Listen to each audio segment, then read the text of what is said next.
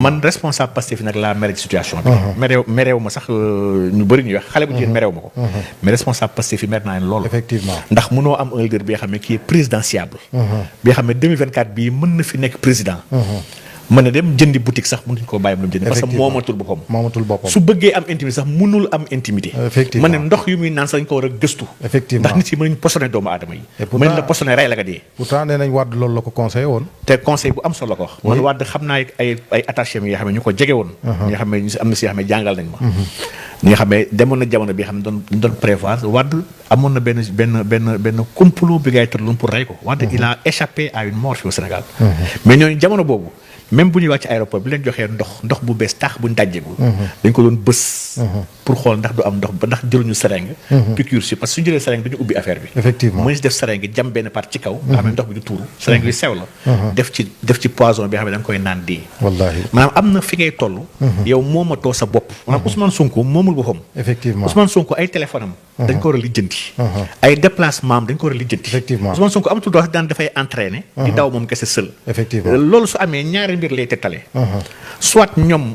xeex bu ñu jël en face système bii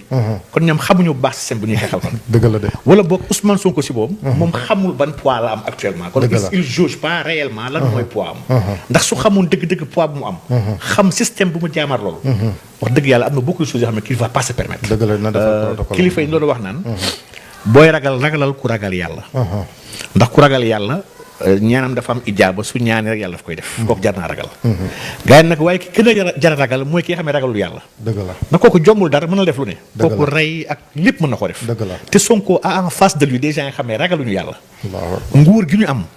bu si rey xajjee nañ ko def bu ci sos bokkee nañ ko def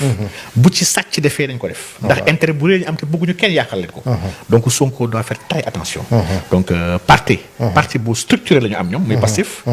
parti bi ci woowam warul nangu sax Sonko taxaw di génn naan aw ma xaalis ak am naa xaalis dëgg la waaw c'est pas sérieux loolu c'est pas sérieux maanaam ñoom dafa mel ni kon analyser wuñu kon ñun combat bi nekk di combat bi dafa dépassé Ousmane Sonko le combat contre ce système néocolonial la dafa dépassé Ousmane Sonko ay kilifa jël nañ ko avant Ousmane Sonko effectivement ay chefs d'état africains yor nañ ko avant Sonko di judd ñu dañ leen rey wallaahi ñoom ñëpp ils ont été tués donc lii soo jëlee combat bu toll noonu da nga war a sérieux dans ta démarche effectivement maanaam médecin bu Sonko war a dem sax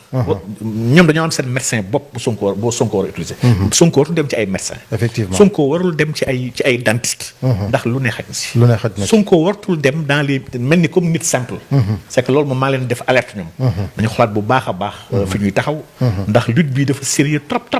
pour ñu koy bàyyi nii de manière amateur di ko doxal effectivement waaw dañ ko war a jël vraiment au sérieux macha allah gis naa nag ay ñu bëri ñu def ay sorties yoo xam ne ay blâmeur lañu maanaam ay censeur moral dama ne fii kenn jubbu fi te kenn baaxu fi effectivement li yéen ci Yàlla Insa waxoon ba gars yi di wax ci ndaw soo si jaay pom mu ne que celui qui n'a jamais péché lui jette la première pierre wallaay fii amu fi kenn ki nga xam ne laax da nga set yàlla mu yor seen alxuraan nañu wala yu'aakhidullahu bimaa kasabat aydihim wax dëgg yàlla maa taraka ala zahriha min ahad wallaay bu yàlla seetoon doomu aadama ci lu ñuy def wala ci lu ñuy xalaat ñun ñëpp yàlla fi bàyyi kenn dëgg la donc kon nañu sérieux te bàyyi weerante bi ak bàyyi attewante ci li nga xam ne amuñ ci xam-xam ndax wala taqfu maa laysa laka bihi ilm la alxuraan wax bul topp li nga xam ne amuñ ci xam-xam dëgg la fii nag dañoo sawar ñun te aay ci dugg ci li nga xam ne xamuñ ci dara dëgg la donc aujourd'hui le débat kon se trouve autre part débat bi mooy Sonko personne publique la il n'est pas n'importe qui benn citoyen bu taxawee porté ko plainte waruñu doyadil citoyen boobu tamit ndax un député bel et bien mën na def jéey mën na nekk un président sax mën na def jéey te ku def jéey ñu ko war a àtte nul doit être au-dessus de la loi muy Sonko ak ku mënti doon képp ki xam ne tooñ na yoon dafa war a dal ci kawam effectivement buñ ko tooñee tamit tuumaal ko yoon dafa war a dal ci kaw ko tuumaal mais nëbbal bàyyi mu set dina yàqal Sonko lu bëri dëgg la loolu man wax dëgg yàlla loolu ànduma ci te d'accord ma ci nañ dem jusqu'au bout sama njort nag